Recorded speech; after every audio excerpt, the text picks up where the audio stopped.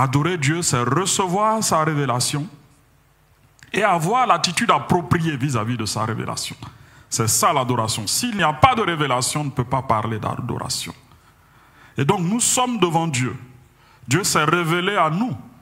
Vous avez vu que sa servante nous a conduit à lire des passages dans la parole de Dieu qui nous révèlent qui est Dieu, qui nous révèlent comment nous devons répondre à sa révélation.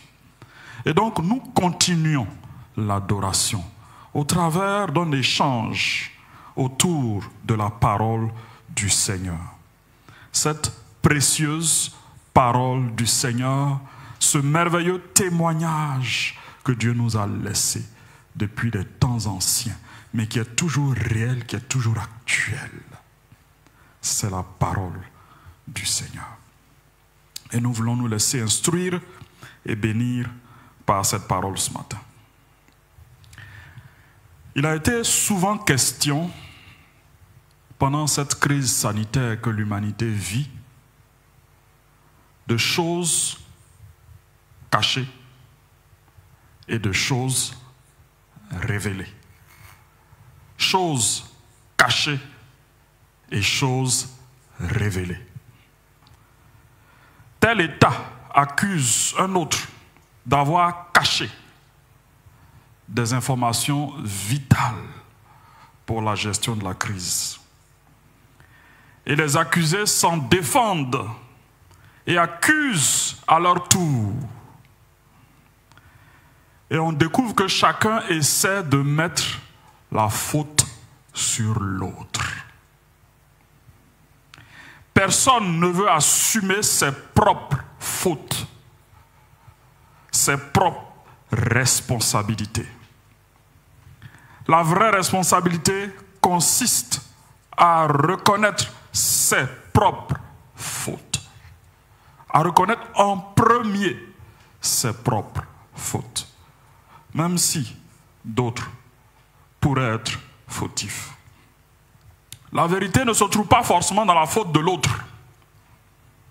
Elle se trouve d'abord et avant tout dans ta faute, dans ma faute, dans ma propre faute. Parce que l'autre peut commettre une faute, mais mon comportement peut tout changer. Alléluia.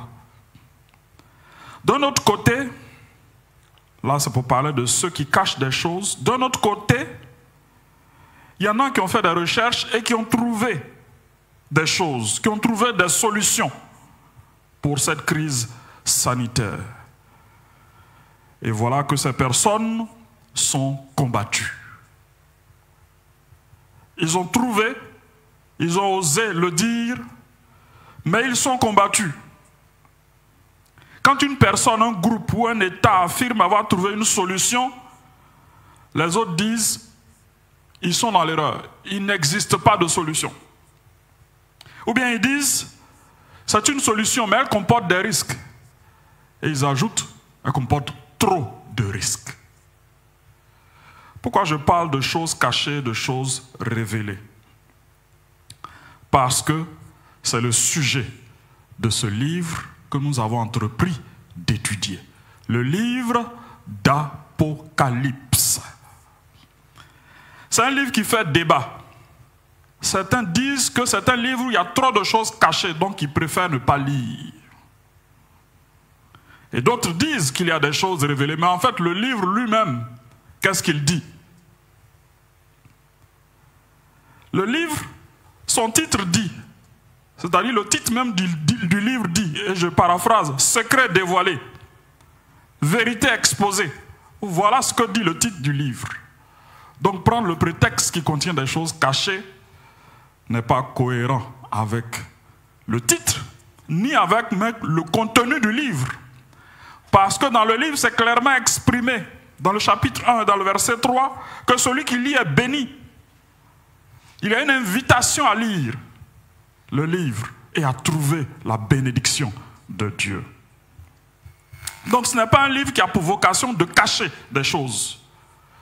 Parce que le nom, le titre du livre signifie dévoilement, et je donne encore des synonymes, révélation, découverte, enlèvement du voile. Donc c'est clair que c'est un livre qui n'est pas là pour cacher des choses, Alors s'il n'est pas là pour cacher, il est là pour révéler. Pour révéler quoi? Pour révéler qui? Et c'est cela la grande question. Révéler quoi? Révéler qui? Révéler la personne de Jésus-Christ. C'est de lui qu'il est question. Révéler Jésus-Christ. Si tu viens vers le livre d'Apocalypse par curiosité pour savoir quelle est la prochaine plaie qui va frapper l'humanité après la plaie du virus, de ce fameux virus, tu ne viens pas avec les bons sentiments, avec la bonne approche, avec la bonne attitude. Mais si tu viens vers le livre, dans une recherche de vérité, parce que tu es fatigué des mensonges de ce monde, parce que tu es fatigué des errements de ce monde, alors tu trouveras la vérité. Et elle se trouve en une personne. Lui-même, il a dit, je suis le chemin, la vérité et la vie. C'est de Jésus qu'il est question. Quand nous parlons d'Apocalypse, nous voulons dire révélation. Parce que le mot Apocalypse, c'est un mot qui vient du grec et le mot signifie dévoilement. Le mot signifie révélation. Donc, nous voulons aller à la rencontre, à la découverte de Jésus au travers de ce livre. Il peut paraître compliqué quand tu ne cherches pas la bonne chose. Quand tu cherches des scoops dans le livre d'Apocalypse, tu vas te troubler. Parce que tu vas dire que ceci va arriver et te rendre compte après que ce n'est pas la chose qui arrive. Non, non, non, non, non. Ce n'est pas un livre pour nous permettre d'avoir des scoops. Non, c'est un livre qui révèle une personne centrale pour l'humanité. La personne de Jésus-Christ de Nazareth. Nous poursuivons donc notre série d'enseignements intitulée « Révélation de Jésus-Christ ». Révélation de Jésus-Christ. Et nous voulons parler aujourd'hui de la lettre à l'église d'Éphèse. Mais je ne voudrais pas qu'on s'attarde sur le nom Éphèse. Alors je vais paraphraser le titre pour vous. Lettre à une église qui s'est relâchée dans son amour. Et là, on peut tous se sentir concernés. Donc, lettre à l'église d'Éphèse, si vous regardez le contenu, vous pouvez tirer cette conclusion. C'est une lettre à une église qui s'est relâchée dans son amour. Notre texte de base sera tiré d'Apocalypse chapitre 2. Et nous lirons les versets 1 à 9. Prenons nos Bibles et laissons la parole de Dieu nous enseigner, nous instruire. Apocalypse chapitre 2. Nous lisons les 9 premiers versets. C'est la parole du Seigneur, soyons attentifs. Écrit à l'ange de l'église d'Éphèse. Je vais essayer d'expliquer au mieux à chaque fois.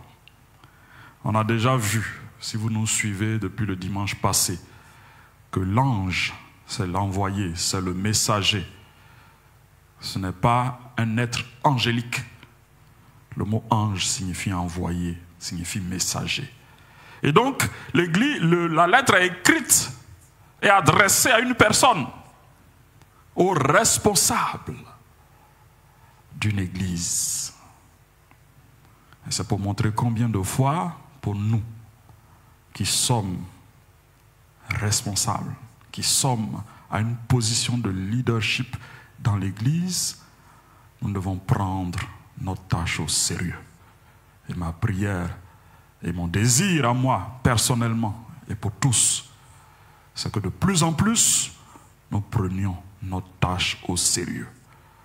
Parce que tout ce qui va être dit est adressé à une personne, même si par ricochet c'est adressé à toute une église et à toutes les églises qui vivaient à cette époque et même jusqu'aux églises d'aujourd'hui, mais en premier c'est adressé à un homme qui est appelé ange de l'église d'Éphèse. Voici ce que dit, je mets l'attention dessus, voici ce que dit, c'est une formulation qui va revenir beaucoup quand nous allons lire ces lettres. Celui qui tient les 7 étoiles dans sa main droite, celui qui marche au milieu des 7 chandeliers d'or. J'attire votre attention sur cette partie de la présentation, parce qu'on nous dit à qui la lettre est adressée et on nous dit de qui elle provient. Et elle provient d'une personne qui est toujours la même, mais qui se décrit différemment suivant l'Église. Jésus choisit de se décrire ici en celui qui tient les 7 étoiles et celui qui marche au milieu des 7 chandeliers. Il choisit de se décrire de cette façon parce que le message qu'il veut adresser à cette Église est en rapport avec cet état qu'il décrit de lui-même. Et j'attire votre attention sur le fait qu'à chaque fois qu'il décrit quelque chose, c'est quelque chose qui s'est déjà décrit avant. Tout ce que Jean a reçu comme première révélation dans le chapitre 1, c'est ça qui apparaît et réapparaît. Donc, toute cette révélation, c'était pour un but. Je connais tes œuvres, ton travail et ta persévérance. J'attire votre attention sur « je connais ». Je sais. Et si vous mettez cela en relation avec celui qui tient les étoiles, celui qui marche, alors c'est parce qu'il est là, qu'il est présent dans son église, qu'il connaît et qu'il sait. Il y a certaines versions qui disent « il voit ». Je sais que tu ne peux supporter les méchants, que tu as éprouvé ceux qui se disent apôtres et qui ne le sont pas, et que tu les as trouvés menteurs, et que tu as de la persévérance, que tu as souffert à cause de mon nom, et que tu ne t'es point relâché. Voilà quelque chose qui nous permet de comprendre qui est cette église, quelle est cette église d'Éphèse. Mais ce que j'ai contre toi, c'est que tu as abandonné ton premier amour. Souviens-toi donc d'où tu es tombé. Repens-toi et pratique tes premières œuvres. Sinon, je viendrai à toi et j'ôterai ton chandelier de sa place, à moins que tu ne te repentes. Je lis pour traduire les mots parce que le ton est grave. Il dit, tu as pourtant ceci, c'est que tu hais les œuvres des Nicolaïtes, œuvres que je hais aussi. Que celui qui a des oreilles entende ce que l'Esprit dit aux églises. À celui qui vaincra, je donnerai à manger de l'arbre de vie qui est dans le paradis de Dieu. C'est la parole du Seigneur, nous allons prier. Nous venons à toi ce matin avec toutes nos limites, toutes nos incapacités, car nous allons nous soumettre à ta parole qui ne sait pas cacher les choses, à ta parole qui dévoile, qui met en lumière tout ce qui n'est pas droit. Et nous voulons, Seigneur, pendant que notre attention est occupée par ces paroles, nous voulons aussi en même temps avoir un esprit d'humiliation et de repentance pour revenir à toi. Pour revenir à toi. Bénis-nous par ta parole et mets-nous sur le droit chemin. Nous, ton Église, nous, ta précieuse épouse, au nom de Jésus. Amen. Voilà, je voudrais parler de 4 points. D'abord, parler de la structure de la lettre et du ton de la lettre. Il y a un ton dans la lettre. Et la lettre aussi est découpée d'une certaine façon. C'est important de comprendre ça parce que ça nous aidera à saisir le message du Seigneur. Ensuite, nous parlerons des encouragements et des reproches. Parce que le Seigneur met en avant ces choses. Et enfin, nous verrons les changements attendus par le Seigneur, les solutions qu'il propose, les changements qu'il attend. Et nous verrons comment nous, au XXIe siècle, pouvons appliquer cette parole, ces recommandations du Seigneur à nos vies. Voilà donc les 4 points que nous voulons développer. Parlons de la structure plutôt et du ton de la lettre. Alors si vous avez déjà écrit des lettres et si vous avez appris à écrire des lettres, vous devez reconnaître dans cette lettre les 3 parties suivantes. Cette lettre a une en-tête, un corps et puis une formule de politesse à la fin. En général, dans le jargon, quand on veut parler d'une lettre pour celui qui cherche un emploi, on dit « j'ai l'honneur » parce que c'est la formule par laquelle la lettre est censée commencer pour celui qui veut faire une demande d'emploi ou une demande quelconque à une personne, à une autorité. J'ai l'honneur. Ici, nous avons 3 parties dans la lettre. 3 parties. L'en-tête est formée de 2 parties. Une partie qu'on va dire figée et puis une partie libre. Je préfère utiliser ces mots pour que vous voyez bien que, bon, pour le moment c'est la première lettre, vous ne peut-être ressentez pas, mais quand nous allons aller aux autres lettres, vous allez voir qu'il y a des choses qui restent et puis il y a des choses qui changent. Et c'est pourquoi je parle de choses figées et de choses libres. Dans l'en-tête, écrit à l'ange de l'église 2. Cette partie est figée pour toutes les 7 lettres. Et puis on met juste le nom de la ville devant, Éphèse, etc. Smyrne, Thyatire, etc. Et puis il y a une partie libre dans l'en-tête, où celui qui écrit la lettre se présente, mais comme je vous l'ai dit tout à l'heure, il se présente de façon différente à chaque fois. La partie, voici ce que dit celui, et puis il y a une description qui suit. Donc voilà les 2 parties qui composent l'en-tête. Et dans le corps, à chaque fois, Jésus va faire au moins 3 choses. Ou au plus, disons 3 choses. Donner des encouragements. Mais ce ne sont pas toutes les églises qui recevront des encouragements. Il faut bien le comprendre. Faire des reproches. Et puis proposer des solutions. Voilà les 3 choses que nous retrouvons dans le corps de la lettre. Et enfin, on a dans le pied de la lettre, si vous voulez, dans le pied de page, ou dans la dernière partie de la lettre, une partie figée, qu'on retrouve aussi comme formule de fin, que celui qui a des oreilles écoute ce que l'Esprit dit à l'Église. Ça, c'est une formule.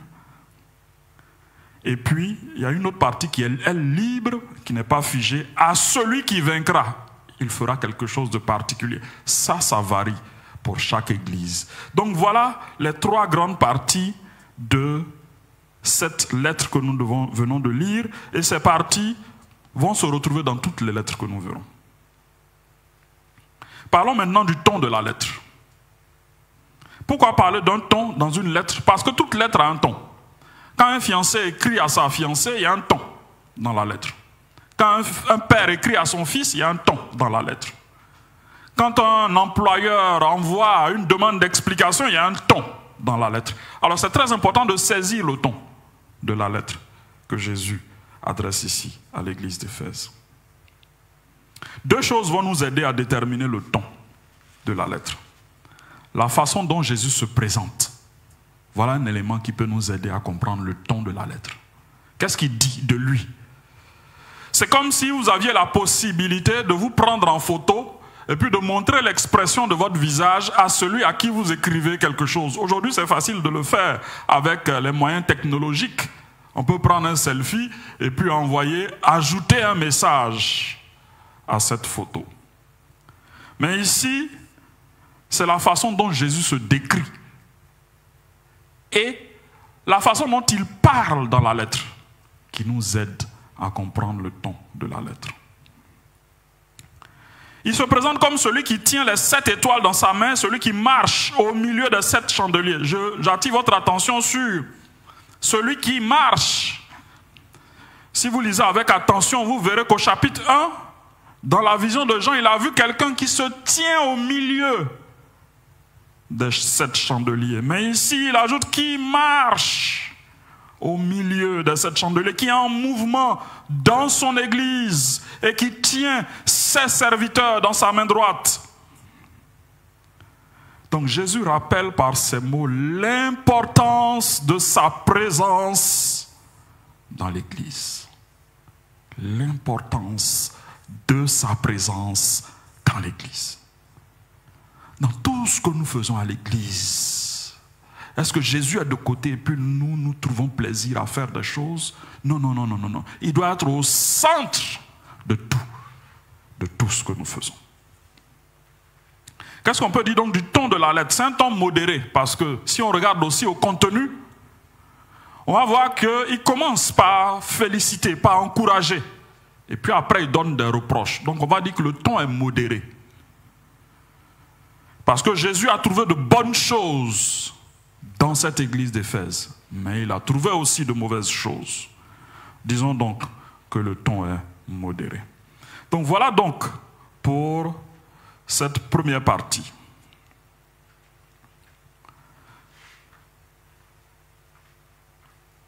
Parlons maintenant des encouragements et des reproches que Jésus fait à cette église. Notez d'abord que Jésus fait des encouragements avant de faire des reproches. Et sachez que tout ce que Dieu fait, nous qui sommes chrétiens, nous sommes censés faire les choses comme Dieu fait. Nous sommes censés être ses imitateurs. Alors Jésus avait des reproches à faire à cette église. Mais Jésus n'a pas commencé ses mots par des reproches. Et ça, c'est une indication très, très, très, très importante. Jésus reconnaît les efforts que cette église fait avant de lui reprocher des choses. Il reconnaît les efforts. Parlons donc des encouragements que Jésus adresse à cette église. Et il se limite à ces 2 mots. Travail, persévérance. Travail, persévérance. Et je pense qu'il a dû synthétiser ces 2 mots par tes œuvres. Ton travail, ta persévérance. Voilà 2 choses qui te caractérisent et qui sont bonnes à noter. Ton travail, c'est quoi? Tu as éprouvé les faux apôtres et tu les as trouvés menteurs. Ta persévérance, tu as souffert, mais sans te relâcher, sans abandonner la foi. Voilà ton travail, voilà ta persévérance. Parlons du travail. Et ce que Jésus note, et c'est très important à saisir, c'est le travail de cette église d'Éphèse pour se maintenir dans la doctrine saine. Cette église produisait un travail pour se maintenir dans la doctrine saine. Et ce travail consistait certainement au moins en ces 3 choses. Et en tant qu'Église du Seigneur, nous devons revoir nos programmes, revoir notre façon de faire les choses, parce que si cette chose est bonne, si Jésus la note, ça veut dire que nous devons en prendre bonne note et faire la même chose. Il y a au moins 3 domaines dans lesquels une Église peut travailler pour maintenir dans son sein la saine doctrine. Un travail de formation des chrétiens. Formation des chrétiens à être disciples de Jésus. Ça doit exister. Deuxièmement, un travail d'explication claire et précise sur toutes les doctrines de la Bible. Je dis toutes les doctrines de la Bible. C'est Paul qui disait à une église, je vous ai tout enseigné, je vous ai tout donné. Je n'ai pas caché des choses. Un travail d'explication claire et précise sur toutes les doctrines de la Bible. Et troisièmement, un travail d'exposition. Je dis exposer. Un travail d'exposition des erreurs des faux apôtres et faux prophètes. Parce qu'il y en a. Il y en avait dès le début. Et il y en a de plus en plus. Quelqu'un qui est chrétien ou une église qui se dit église doit faire attention qu'il y a des faux apôtres, des faux prophètes, des faux envoyés. Ils se disent envoyés, mais ils ne le sont pas. Et c'est très important pour chaque église de maintenir ces trois choses. Parce qu'on ne reste pas dans la doctrine comme ça, tout seul, sans faire d'efforts, et on reste dedans. Non. Il faut un travail pour nous maintenir dans une doctrine qui est vraie. Ce qu'on veut dire, dans un enseignement qui est conforme à ce que la Bible dit. Pas dans des enseignements qui n'honorent pas Dieu et qui ne sont pas conformes à ce que la Bible dit.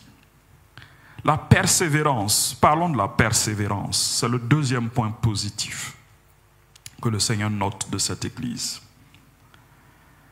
Il faut de la persévérance au milieu de l'épreuve et des persécutions, et c'est ce que cette église d'Éphèse avait, de la persévérance. Jésus se félicitait de ce que l'église d'Éphèse avait cette persévérance. Et je voudrais attirer votre attention sur une parabole que Jésus a donnée en son temps. La parabole du semeur. Vous connaissez cette parabole? Un semeur sorti pour semer. Une partie de la semence tomba à tel endroit. C'était une parabole, une histoire que Jésus racontait pour montrer comment la parole est censée grandir dans le cœur de l'homme. Comment la parole de Dieu est censée évoluer et croître dans le cœur de l'homme. Je vous lis quelques références à cette parabole du semeur parce qu'elle est en relation avec le comportement, l'attitude que nous devons avoir dans des temps de crise et dans des temps d'épreuve. C'est Jésus qui le dit dans Matthieu 13, verset 5. Une autre partie tomba dans les endroits pierreux. Quand on parle d'une terre, on parle d'un cœur.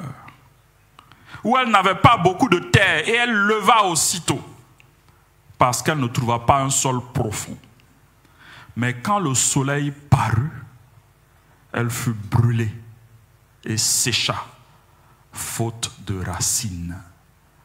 Le soleil, c'est l'image des épreuves. Et Jésus explique en disant dans Matthieu 13, verset 20, « Celui qui a reçu la semence dans les endroits pierreux, c'est celui qui entend la parole et la reçoit aussitôt avec joie. Mais il n'a pas de racine en lui-même. Il croit pour un temps.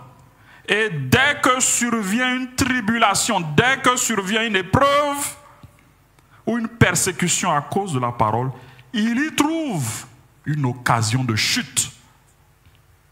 Alors voilà un exemple, mais qui n'était pas l'exemple de l'église d'Éphèse, qui n'a pas trouvé dans ses épreuves une occasion de chute, qui n'a pas trouvé dans ses difficultés, dans ses persécutions une occasion de chute, mais qui est resté ferme, accroché à la vérité. Donc, retenons ces deux qualités que Jésus trouve à cette église. Son travail pour le maintien de la saine doctrine et sa persévérance dans les difficultés et les épreuves. Mais Jésus avait un reproche à faire. Et ce n'est qu'un reproche. On pourrait dire, c'est négligeable, un seul reproche. Face à de si grands encouragements, parce qu'il y a une partie que je n'ai pas donnée, quand il dit « tu hais les œuvres des Nicolaïtes » vers la fin. C'est-à-dire, il commence par des encouragements, des reproches, et puis vers la fin, il ramène encore des encouragements. Donc, avec autant d'encouragement, est-ce qu'un reproche Ça peut paraître être suffisamment de poids, mais attention, il faut savoir de quel reproche il est question et sur quel sujet le reproche est fait. Je vous lis le reproche, c'est le chapitre 2, verset 4.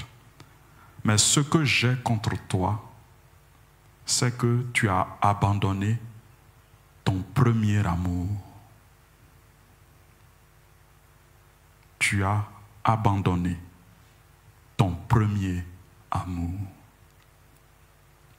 Voilà comment ça a été traduit dans d'autres versions françaises, cette phrase « tu as abandonné ton premier amour ». Ça a été traduit par « tu ne m'aimes plus comme au début ». Tu ne m'aimes plus comme au début. Tu t'es relâché dans ton amour. Ou votre amour des uns pour les autres s'est relâché. Parce que n'oubliez pas que quand on dit tu as abandonné ton premier amour, il y a toujours ces deux aspects à prendre en compte dans l'amour. Alors c'est un seul reproche, mais c'est un très grand reproche. Le reproche est tellement grand que Jésus dit que si cette église ne se répand pas, il ôtera son chandelier de sa place. Comment comprendre cela? Ça ne veut pas dire que l'église va plus exister comme église. Le bâtiment va exister. Les personnes qui y allaient vont continuer d'y aller. Mais il y a quelque chose d'important. Le chandelier n'est plus là où Jésus se trouve. Le chandelier n'est plus dans la présence de Jésus. Et c'est comme Jésus qui retire sa présence.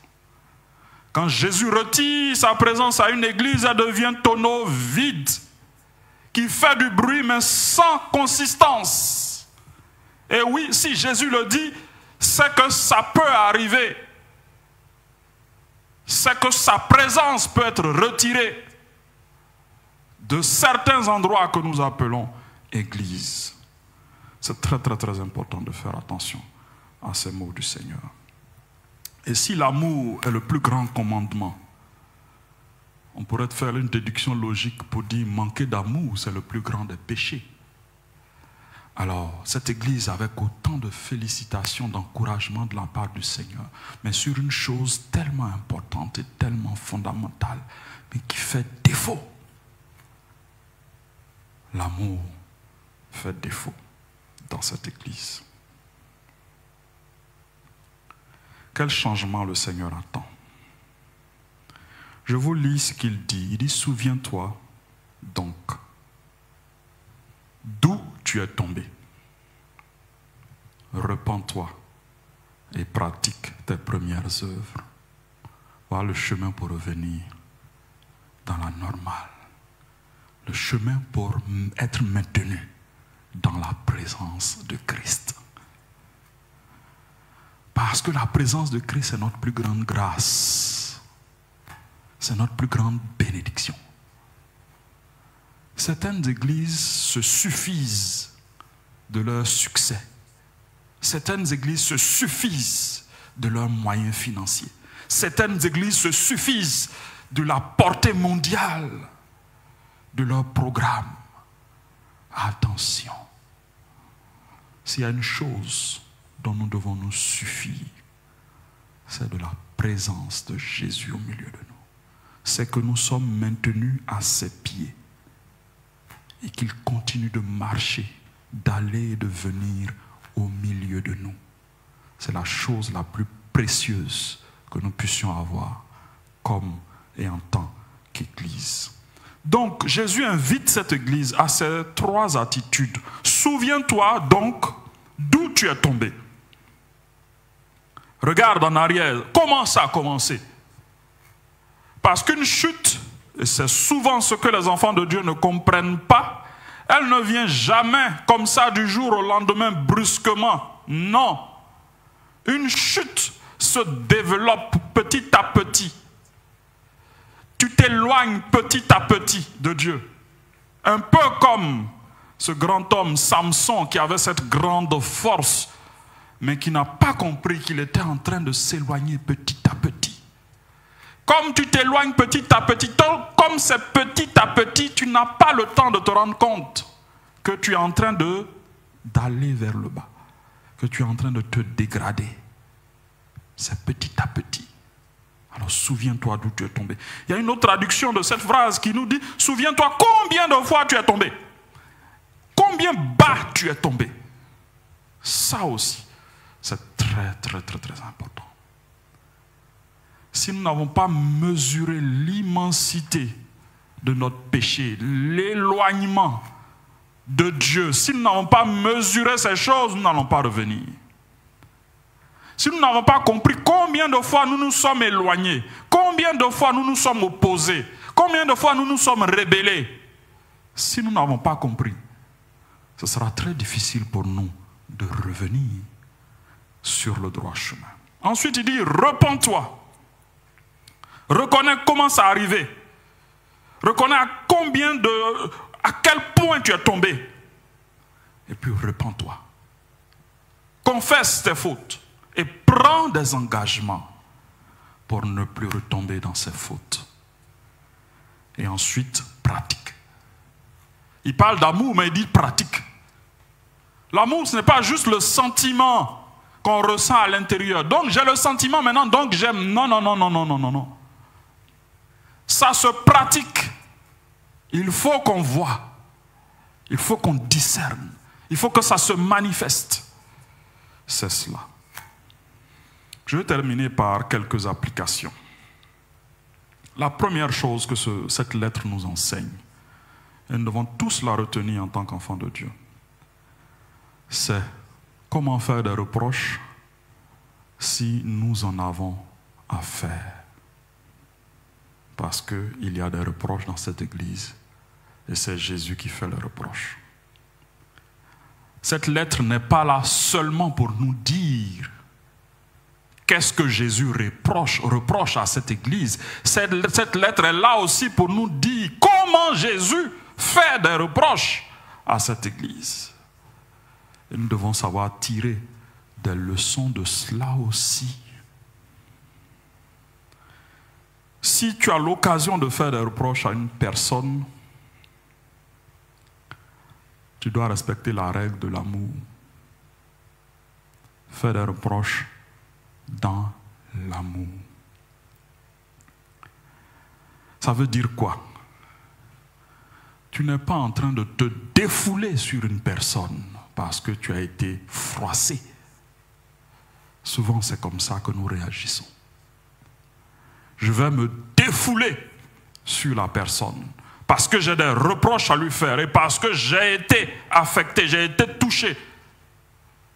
Je vais me défouler sur cette personne. Lisez les mots de Jésus. Jésus n'est pas dans l'insulte contre l'église d'Éphèse. Non, non. Jésus lui dit, attention, à ce niveau, il faut que tu corriges. Et Jésus ne se contente pas de dire c'est mauvais. Il donne la solution. Alléluia. Quand nous avons des reproches à faire, est-ce que nous donnons des solutions? Nous n'en avons pas souvent l'habitude.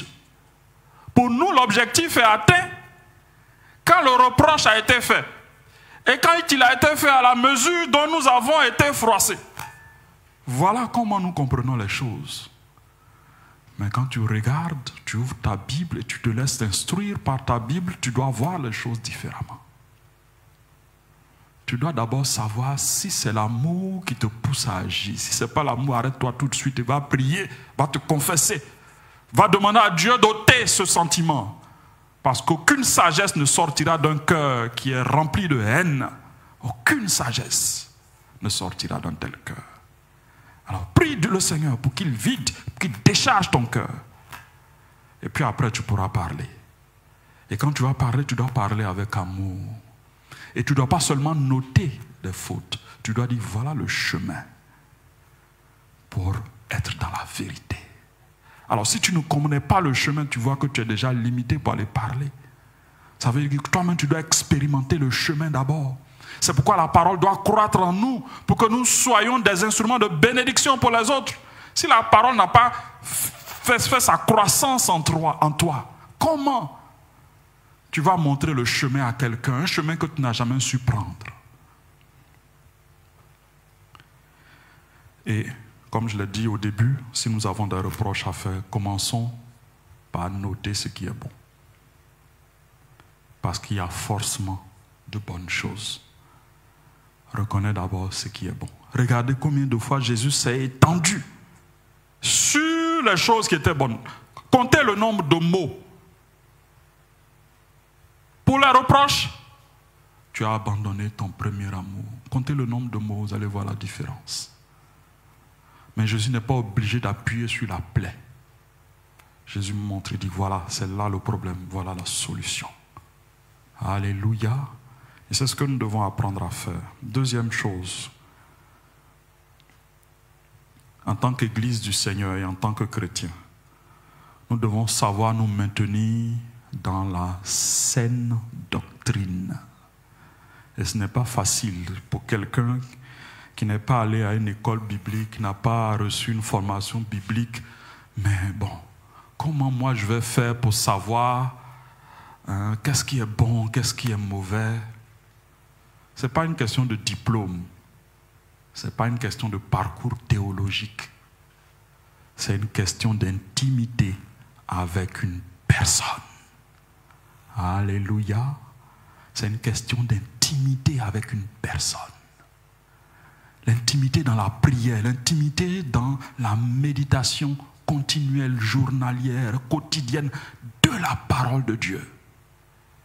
Quand tu t'es habitué au Seigneur, c'est comme si tu as vécu avec lui. Tu le connais. Et quelqu'un ne peut pas venir te dire quelque chose sur lui. Parce que ce n'est pas ce que tu as appris dans ton expérience personnelle avec lui. Savoir se maintenir dans la saine doctrine. Travailler à rester dans la saine doctrine, c'est un travail qui est plus encore vrai aujourd'hui qu'hier. Je vous explique. Les fausses doctrines, elles se répandaient au temps de l'Église primitive par des prédicateurs un peu itinérants. Voilà. L'Église venait de commencer et Dieu pouvait susciter n'importe qui pour, voilà, porter la parole. Alors c'est de cette façon que les mauvaises doctrines ont commencé à se développer. Des prédicateurs itinérants. L'Église reçoit le prédicateur et à la fin du message, on se rend compte que c'est quelque chose qui n'est pas conforme avec la parole de Dieu. Voilà comment les fausses doctrines se répandaient dans l'Église primitive. Aujourd'hui, le risque n'est pas lié à une visite ponctuelle d'un prédicateur itinérant. Aujourd'hui, le risque, il est là, constamment, avec cet accès à Internet, constant à Internet. Le risque est là. Tu peux te réveiller avec une fausse doctrine. Tu peux vivre toute la journée avec une fausse doctrine. Tu peux t'endormir avec une fausse doctrine. Voilà pourquoi nous sommes dans des temps particuliers, des temps difficiles. Parce que les enseignements sont répandus. Et on ne sait pas qui enseigne. Tout le monde dit « Ainsi parle l'Éternel ». Tout le monde dit « Ainsi parle l'Éternel ». Mais toi qui écoutes « Ainsi parle l'Éternel », connais-tu la vie de celui qui dit « Ainsi parle l'Éternel » ? Si tu ne connais pas sa vie, alors attention. Attention. Le risque n'est plus ponctuel, il est continuel. Et les vies chrétiennes sont menacées par de faux enseignements. Alors, la menace est tellement grande que certains ont trouvé comme ministère le ministère de la dénonciation. Le ministère de la dénonciation. Je n'ai jamais vu un tel ministère dans la parole de Dieu, mais certains se donnent ce ministère. Les intentions sont nobles. On voit des choses qui n'honorent pas Dieu prospérer dans l'Église. Et on se dit, mais qu'est-ce qu'il faut faire? Qu'est-ce qu'il faut faire? Il ne faut pas que d'autres chrétiens soient encore victimes de ces enseignements, de ces personnes. Et on va jusqu'à dire, voilà, il s'agit de telle personne, il s'agit de telle personne, qui fait ceci, qui fait cela. On veut tellement préserver les chrétiens. Mais en le faisant, souvent certains oublient qu'ils le font d'une façon que Dieu n'approuve pas. J'attire votre attention sur cette parole du Seigneur. Il a dit, je hais les œuvres des Nicolaïtes. Je n'entre pas dans le développement qui est Nicolaïte. C'est utile, mais ce n'est pas le but de mon propos. Jésus dit, je hais. Il ne dit pas, je hais les Nicolaïtes. Jésus dit, je hais les œuvres des Nicolaïtes. Et il faut savoir faire la part des choses entre les œuvres de quelqu'un qui sont mauvaises et une haine ou de mauvais sentiments contre une personne. Attention. Les mauvaises doctrines sont tellement nombreuses, il faut les exposer, mais au regard de la parole. Au regard de la parole.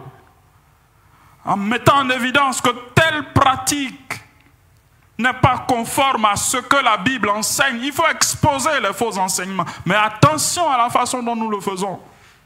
Si l'amour ne remplit pas ton cœur, tu ne le fais pas conformément à ce que Jésus attend. Il ne s'agit pas de venir dire des noms.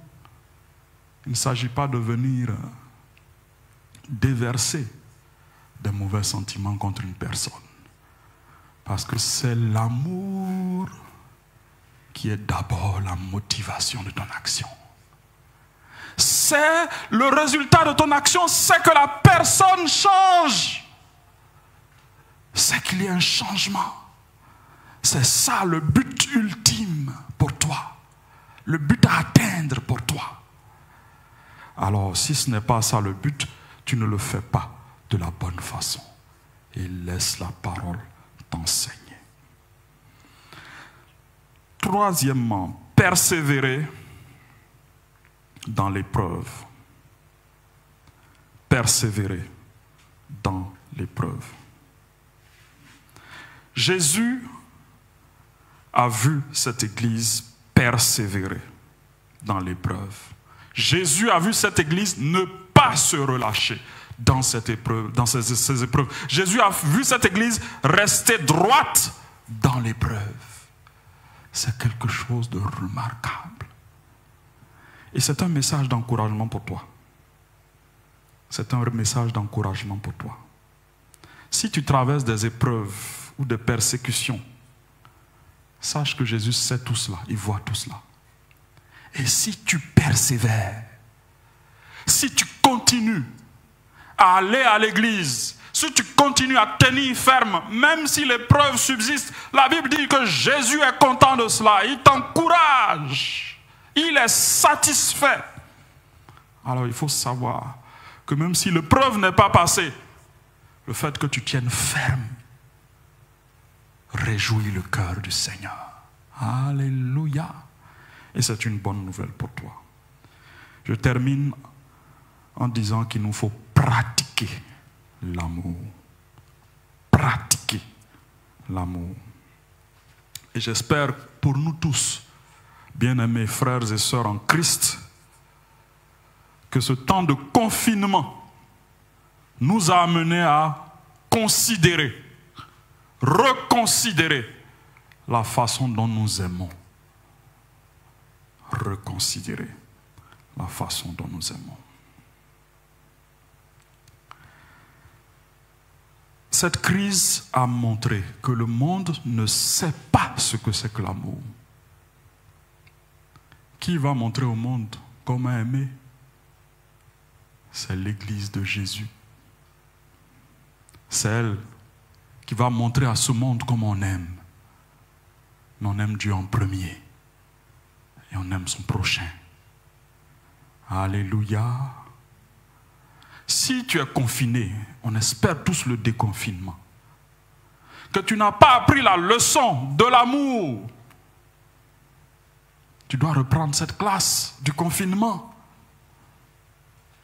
Tu n'as pas saisi Un message essentiel de Dieu.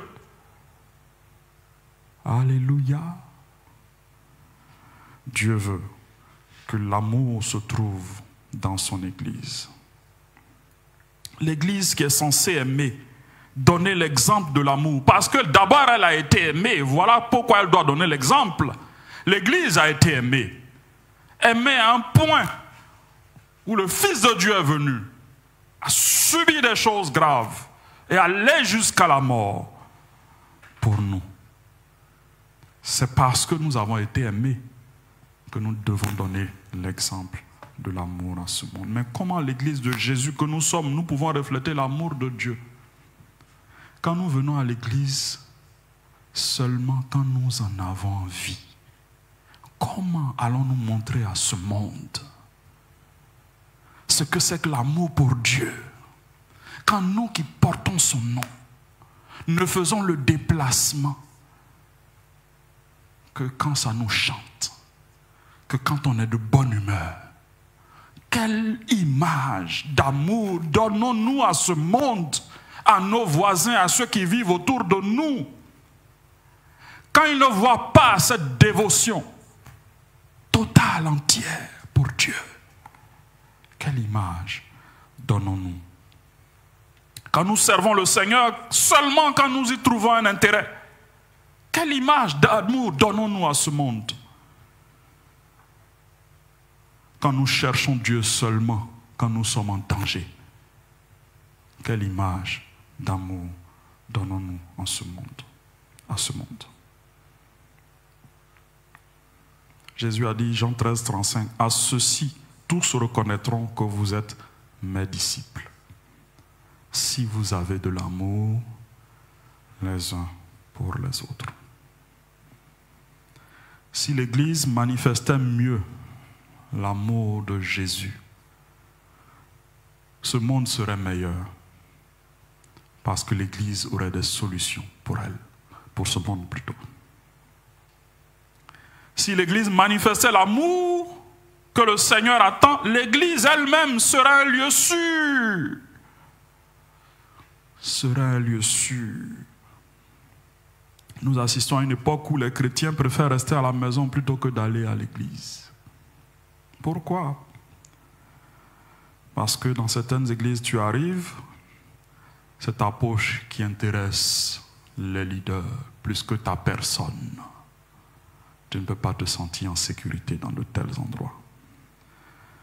Quand tu arrives dans certaines églises, surtout pour des jeunes filles, quelquefois pour des hommes, tu es soumis à des sollicitations sexuelles provenant de personnes qui sont censées être mariées, étant déjà dans des relations et qui sont censées être chrétiens et quelquefois de surcroît, qui sont responsables.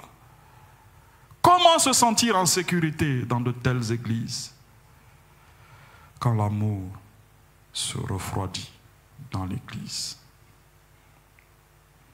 Et ce sont des déviations qui deviennent tellement répandues que celui qui cherche après 4, 5, 6 échecs, il se dit mieux vaut rester à la maison. Non, non, non, ça aussi ce n'est pas une solution. Ce n'est pas une solution. Tu dois chercher, tu dois prier, Dieu va te montrer. Il a ceux qui sont à lui. C'est à toi de prier. Pas à faire des choix comme Lot a fait ses choix. Il regarde ce qui est joli de loin et puis il s'en va. Non, non, non, non, non, non, non, non, non. Je prie, je demande à Dieu d'abord. Puis Dieu me conduit. Je peux me tromper, je suis un homme. Mais je persévère dans la prière. Et Dieu me montrera un endroit où les hommes le craignent, où son nom honoré, glorifié. Et ma foi pourra y croître. Parce que c'est dans son église que Jésus se tient. Alléluia. Tu es sauvé, tu as une histoire avec Jésus, mais tu dois avoir aussi une histoire avec une église de Jésus, parce que Jésus se tient dans son église. C'est le message du Seigneur. Et je pense que c'est un message qui appelle que nous puissions nous humilier. Un message qui appelle que nous puissions reconnaître nos fautes. Pour ce qui est de l'amour, aucun homme n'est parfait. Pour ce qui est de l'amour, aucune église n'est parfaite.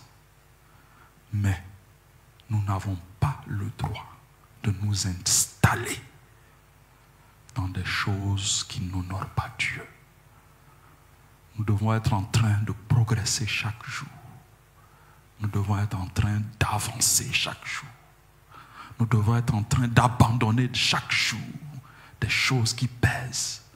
Nous devons être sur le chemin de la ressemblance à Christ, où chaque jour nous avançons de plus en plus de gloire en gloire à la ressemblance de ce Jésus. Nous voulons prier parce que l'Église d'aujourd'hui a besoin de revenir à la saine doctrine. Nous voulons prier parce que l'Église d'aujourd'hui a besoin de tenir ferme au milieu des épreuves. Nous devons prier parce que l'Église d'aujourd'hui doit manifester l'amour. Prions ensemble, Seigneur. Merci pour ta parole qui remet nos vies dans le sens où elles devraient être.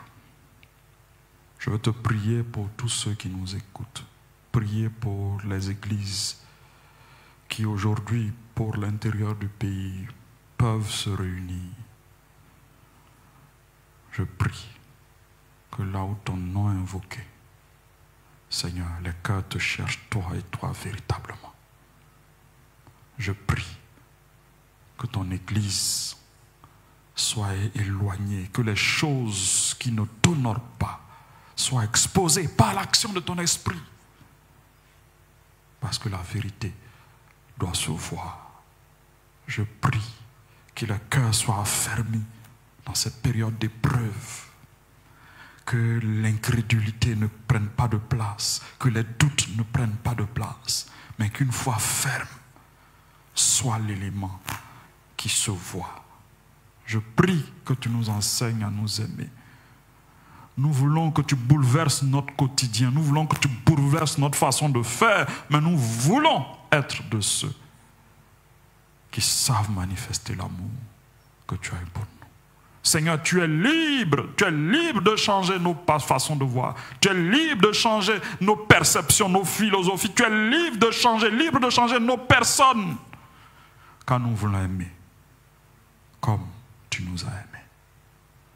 Merci de bénir ta parole dans les cœurs et que cette parole soit suivie par ta grâce d'action réelle pour que nous revenions à toi dans l'amour pour toi et pour que nous revenions à un amour fraternel vrai et sincère. Merci de bénir les cœurs et de fortifier les vies à travers de ta parole au nom de Jésus. Amen. Que Dieu nous bénisse.